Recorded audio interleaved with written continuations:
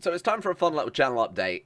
This one, though, not so fun. I know I do these, well, normally used to do these every couple of months, but I've no one in fucking ages because I generally do that over on Patreon instead. But for this one, I thought it was a little more important that we get it out in the public. So as of this morning, so roughly 3 or 4 hours ago now, BBC News were apparently late on their article. The European law known as, well, commonly referred to as like the meme ban, commonly referred to as Article 13, which is one of the clauses inside a much bigger law. This is quite a large sweeping change, has been approved. So it was knocked out of Parliament once before, I believe, with quite a close vote. This time it was accepted by, no, well, there was a sizable margin, I'll be honest. Mostly French as well. Just thought I'd point that out. Thanks, France.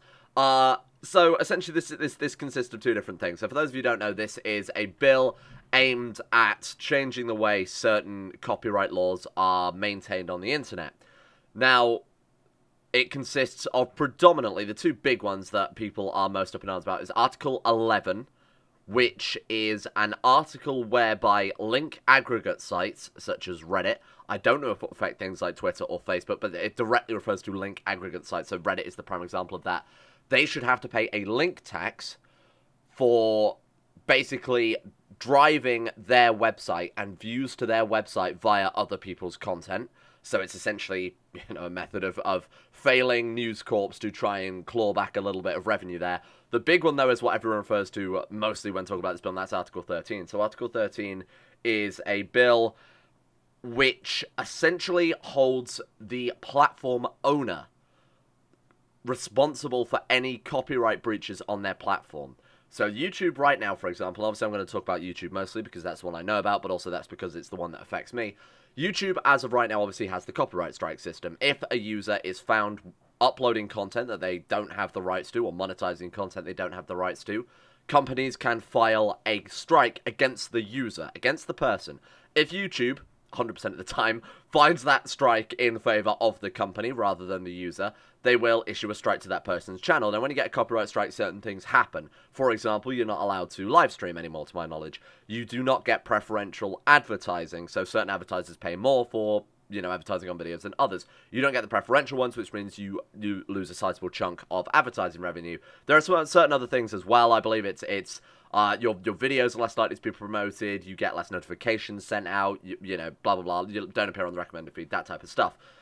With 3 of those copyright strikes, your channel is taken down. So as it stands right now, it's more or less, let's be honest, almost 99% of the time, an automated system designed to back the copyright holder for almost the entirety of the situations. Now, there are obviously times where this has been filed spuriously. So, for example, Jim Sterling, that was a big copyright case. He reviewed a video game in one of his videos. The video game developers did not like the way he portrayed their video game, and they hit him with a copyright strike, which went into court eventually, and he actually won that case. Similarly, H3H3, basically the same example. They used a clip of a guy in one of their videos and spoke negatively about him, from what I'm recalling.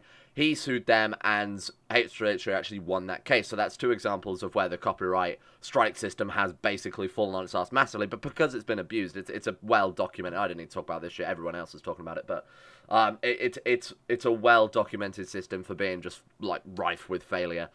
So this is basically gonna supersede that system. No longer will the user be hit by strikes, but actually it will hit YouTube themselves. Now, Google is basically been grabbed by the balls on several occasions. Well, I say that. They've been hit by quite heavy fines by the EU on several occasions before, so it's not as if they're above it. Do not think just because they're outside of the EU, or do not think just because you're an American user, Canadian user, Asian user, whatever, that you are immune to these laws. It is still going to be YouTube that take the brunt of it because they operate within Europe. You know, Google Ireland, for example, are the people that I am technically employed by. These laws are essentially going to, I think, make it so YouTube put out some massive, massive blanket, over-the-top, very self... what's the best way to describe it? Very much their self-preservation is on the front line, right? And they are not above this. As I was saying, they have been sued twice in recent memory by the EU for not paying adequate tax. Now, bear in mind that the money they were sued by the EU, I think, was actually less than what they should have paid in tax, but we won't worry about that. It's several billion. So they are nowhere near immune to this. I think, for myself personally, I probably won't be affected. So in the past, there have been laws like this that have been sort of flitted around. Particularly in the US, there was it CRISPR? Am I remembering that right? And there was another one as well. Two of these big bills came through, and of course the whole internet went dark for a couple of days. This was several years ago. With that, certain game developers, and the one I can think of that made the biggest splash was actually Notch, the guy who made Minecraft, basically wrote up a page on his website saying that Minecraft is free to anybody to monetize, essentially, to take videos of, transform. It's covered under, you know, different licenses. I don't think it's Creative Commons because I think that would also challenge his copyright. Look, I have no legal basis. I have no knowledge when it comes to copyright law outside of just what I've been reading here. So, he has essentially said, you know, you're allowed to basically make YouTube. Let's be honest, that's where it was coming from. You're allowed to make and monetize YouTube content because he knows where his bread is buttered. Similarly, I think most game devs will probably also follow suit, and I feel like Paradox would be definitely one of the people to do that, seeing as they're quite a heavily community-based company. You know, mods power their games, let's be reasonable here. Community channels on YouTube and Twitch power their games. They even do themselves Twitch channels of getting achievements in particular games or showcasing features. So I think they're probably not going to bite the hand that feeds in this situation. I think they might also follow suit. There is ways around this, as you know, has been seen before with Minecraft and Notch. Am I comfortable thinking that, hey, it'll be fine, you know, Paradox might be able to just write a nice little note to say, hey, excuse me, Mr. Juncker, please do not remove Sam's YouTube videos from his channel. I don't think, honestly, I feel like, again, given YouTube systems and YouTube's algorithms, that even with, I mean, you could probably get the developer to be sat there next to you and personally give me, you know, permission every single video, and I still think you would probably be caught up by some of these systems. What I'm getting at is I'm not putting all my eggs in the YouTube basket anymore. I think it's been foolish up to this point for me to do that, but it's also been successful, but not future-proofed. So the channel's doing well. This month has been the best month on the channel ever, probably because I'm working myself to death, but that's fine. It's been the best month on the channel ever. We've got like double the subscribers we normally get, double the views we normally get, a little bit more revenue than we normally get. I won't say double, that would be nice though. So it's been doing very, very well, and of course I've been wanting to embrace that and put all my efforts into that, but obviously now that this has come out, I'm sort of a little bit screwed because, like I said, I put all my eggs in the YouTube basket.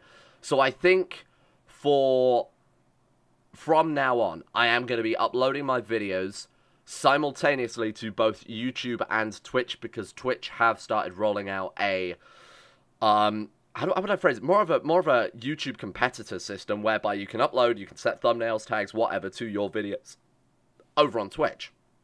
So I'm going to be doing that. Now, my question is, how the hell are Twitch ever going to enforce a law like this?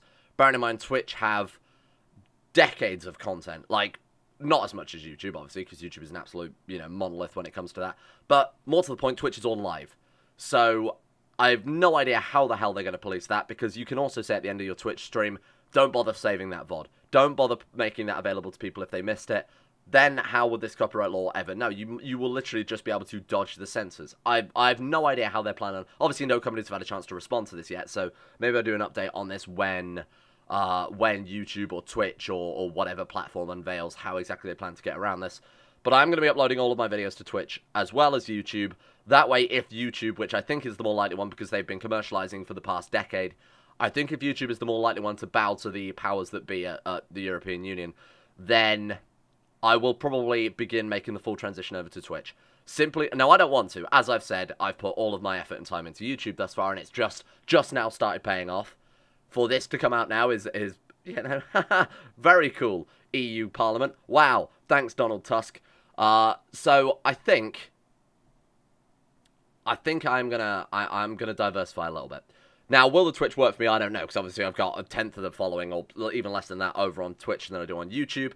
But I am also going to start a more concerted effort to start streaming over on Twitch to raise a little more awareness of the Twitch channel existing, try and bring some people over from YouTube, because I think it might be a sinking ship. It's been a sinking ship for a long time, but I think this very much might finally be the whole captain saluting as the deck disappears under the ocean type of sinking ship.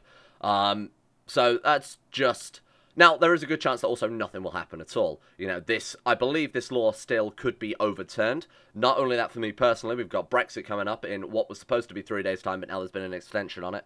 So with Brexit coming up, there is a possibility that this EU law might not affect me personally. However, the Tory party manifesto is quite clear on how it views online censorship, and as it is currently a Tory majority in Parliament, I imagine they would be quite very much in favour of introducing a similar, if not identical, law to the UK, if not just to make the transition easier, if it does happen. So there is that to consider as well.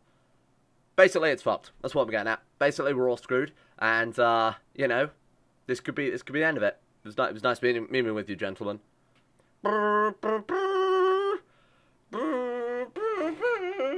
That's thanks. Thank you for watching.